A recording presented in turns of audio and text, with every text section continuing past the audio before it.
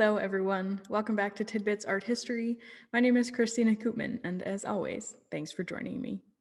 I've been away from Tidbits for a little while, but that's because a lot has happened since my last video.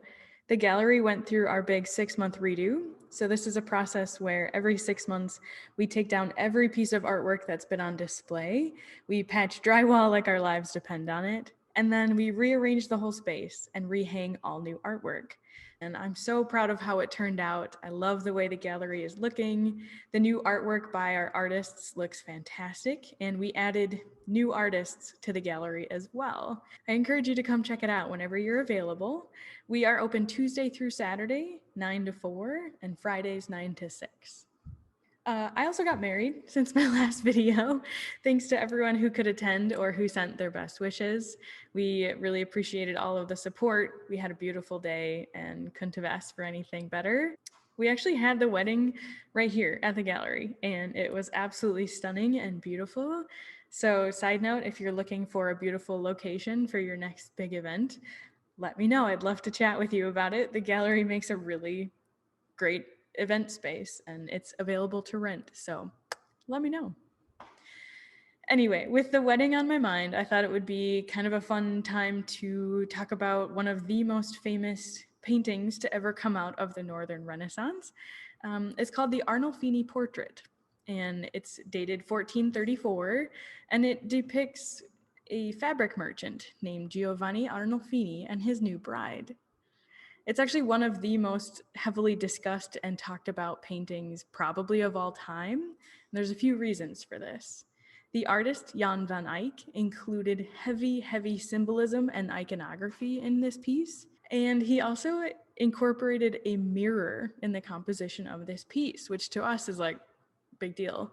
But back then it was not a commonly done thing, and it adds a lot to the discussion of symbolism and iconography. So lots to unpack on this one. Let's take a deeper look.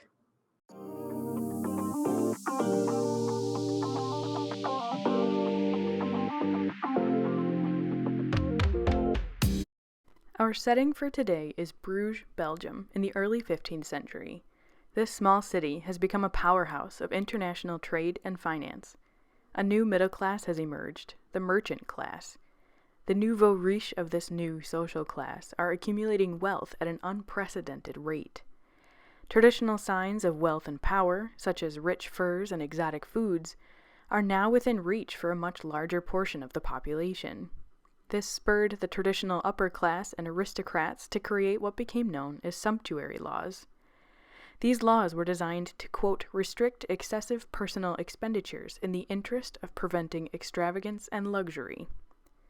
They were commonly explained as taking a moral or religious stance against the sins of vanity and pride, but in reality, the upper classes wanted to preserve their visible and tangible leg up over the rest of the population. These laws regulated what materials members of the different classes could and could not access. For example, ermine fur was reserved for royalty, but vair, squirrel belly fur, almost as expensive as ermine, was allowed to be worn by the middle classes. Everything from what colors your clothes could be to what foods you were allowed to eat was regulated. Conspicuous consumption was the way of the world in 1430s Bruges.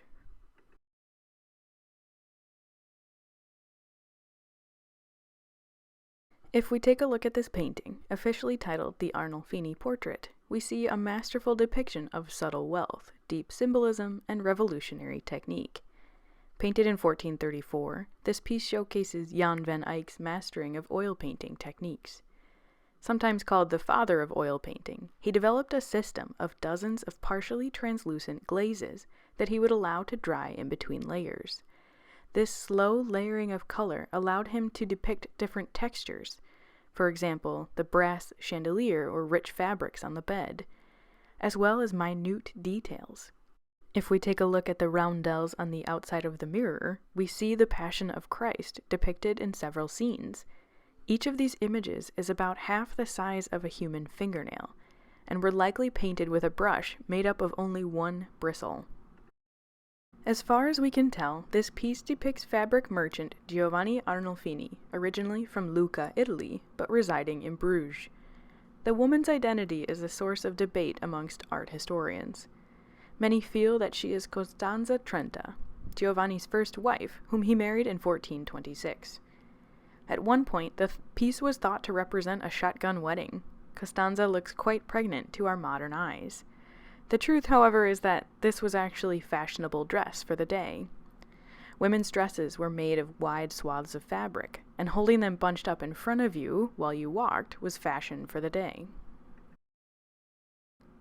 Van Eyck was famous for imbuing every detail of his paintings with symbolism, sometimes 2 or 3 levels deep. This piece carefully but skillfully shows off Arnolfini's immense wealth. The materials we see illustrate their social standing, based on what was available to them according to Sumptuary Laws. Her deep green dress is made of dyed wool, imported from England. This fabric was more expensive even than silk, as the deep color would have required a master dyer and much labor. Furs were expensive as well. Ermine would have been reserved for royalty, but we can see verd lining the edges of their long, richly colored robes. One additional symbol of wealth is the oranges found in the painting. Oranges were expensive to import and consume. Van Eyck created immense detail by showing not only the orange's shadow, but also the slight reflection in the windowsill's woodwork. There is a current theory among art historians that this piece is actually a memorial painting, as records indicate that Costanza had actually died 2 years earlier, in 1432. Van Eyck's masterful use of symbolism provides a few clues to substantiate this theory. For example, take a look at the rosary hanging on the wall in the background. Rosary beads made of amber were a common gift from a man to his wife. If we look closely, you can see that each of the tiny beads reflect the room and cast a shadow. The chandelier above them shows 2 candles, one brightly lit over Giovanni and one recently snuffed out over Costanza. Is this a reflection of the light of their lives? The dog at Costanza's feet could symbolize a few things. Dogs are often meant to portray fidelity and loyalty in art. This could be as simple as presenting fidelity in their marriage, or something more. During the medieval period, women were often entombed with the image of a dog laying at their feet.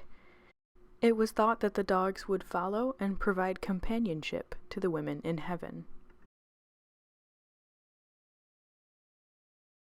One of the focal points in this piece is the rounded mirror in the background. Mirrors were cutting-edge technology at the time, and could only be made in the convex round shape we see here. If we zoom in, we see 2 figures entering the room. Who are they? Above the mirror, the elegant script reads, "Van Eyck has been here," in Latin. Is this a simple signature, or a witness statement? Is it Van Eyck coming in the door along with a servant or assistants? Or are we entering with him as the viewer and bearing witness to this moment?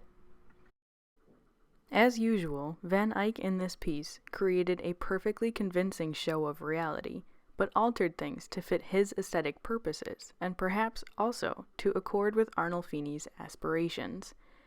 What is truth and what is craft? What is reality and what is presentation? The beauty of Van Eyck's work is that we as the audience never really know, even 600 years later. It's honestly one of my favorite parts about looking at art.